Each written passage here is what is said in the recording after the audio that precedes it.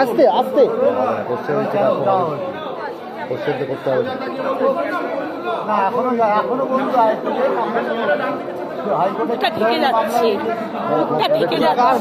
এত উঁচুতে থেকে যাচ্ছে। দাদা ফাঁসি নয় কেন?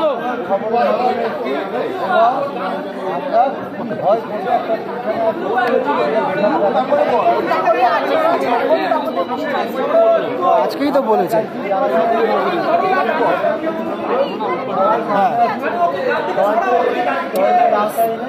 বিচার ব্যবস্থার আওতায় চরম শাস্তি দেওয়া।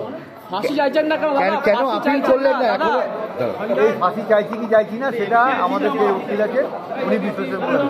এখন এই মুহূর্তে আপনারা কি চাইছেন যে পরিস্থিতি দাঁড়িয়ে? আমরা তো বললাম যারা যারা ওই ঘটনার সঙ্গে জড়িত তাদের সবাই তদন্তের আওতায় নিয়েছে এবং বিচার বিচারের মধ্যে এনে কঠোর থেকে কঠোর শাস্তি দেওয়া। রাজ্য সরকার যে ফাঁসির আবেদন করেছে তাদের সেটাকে কি আপনারা সমর্থন করছেন না বিরোধিতা করছেন? আমরা সব কিছুতেই সমর্থন করছি, যেখানে আমার মেয়ের বিচার পাবো আমরা তার সঙ্গে আছি।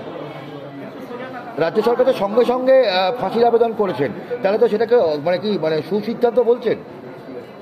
এইটা ঠিক বিচারক ঠিক করে, এটা আমরা ঠিক করার নয় কেউ কোনটা সুবিচার হচ্ছে কোনটা বিচার ঠিক হচ্ছে না। সিবিআই বিচারের যোগ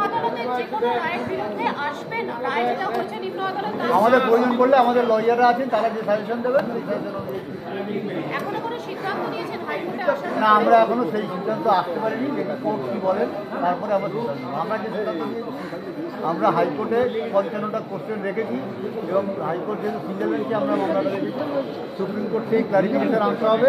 সুপ্রিম কোর্ট যদি ক্রমশটা হাইকোর্টে রিটার্ন করে দেয় তাহলে হাইকোর্টে আমরা শুনবেন বলেছেন হাইকোর্টের উপর আস্থা আছে, সবার উপরে আস্থা আছে। যেখানে আমরা মেয়ের বিচার পাবো সেখানে আমাদের আস্থা আরো বেশি বাড়বে। সিবিআই একবার বিরোধিতা করছে ফাঁসি আর রাজ্য সরকারের আবেদনে, পরবর্তীকালে নিজেরাই আবার আবেদন করছেন। সিবিআই এর ভূমিকা কতখানি আতস্কার? রাজ্য সরকারের ফাঁসির করেনি, সিবিআই তো কাজই করছে না, সে তার প্রমাণ শিয়ালদা আদালত রেখেছেন, তার রায়ের কপিতে উল্লেখ করেছেন। এর বিষয়ে আর কি বলতে পারবো? আপনার সিবিআই এর উপর ভরসা আছে? কার কাছে যাবো? রাজ্য সরকার, রাজ্য পুলিশ আমাদের ডুবিয়েছে, এখন সিবিআইও ডুবাচ্ছে। এবার আমরা কার কাছে যাবো সেটা আমি হাইকোর্টের মহামান্য বিচারকের কাছে প্রশ্ন রেখেছি এবং তিনি যা ভালো বুঝবেন তাই করবেন। হাত দেখা যাচ্ছে না। আমি একটা বার বলবো, ওনাকে বারবার বলেছি কালকে থেকে, উনি শিয়ালদা কোর্টের রায়ের কপিটা ভালো করে পড়ে আমার বিরুদ্ধে যা বলার বলবেন।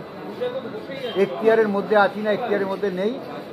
এবং এটাও বলবো, ওনার যদি কোনো সুবিবেচনা থাকে আমাকে দেওয়ার প্রয়োজন পড়ে, উনি আসুন, আমাকে সুবিবেচনা দিন আমার মেয়ের বিচার পাওয়ার জন্য। উনি আমার মেয়ের মৃত্যুর জন্য খুবই দুঃখিত, সেই জন্য আমি ওনার কাছে কৃতজ্ঞ। এবং উনি যদি কোনো আমার মেয়ের বিচার পাওয়ার জন্য কোনো পরামর্শ দেন অবশ্যই আমি সেটা করব। সেটা শিয়ালদা আদালতের রায়ের যে কপি আছে সেটা পড়লে আপনিও ভালো করে বুঝতে পারবেন কেন আমি মুখ্যমন্ত্রী পদ থেকে। ঠিক আছে, ঠিক আছে।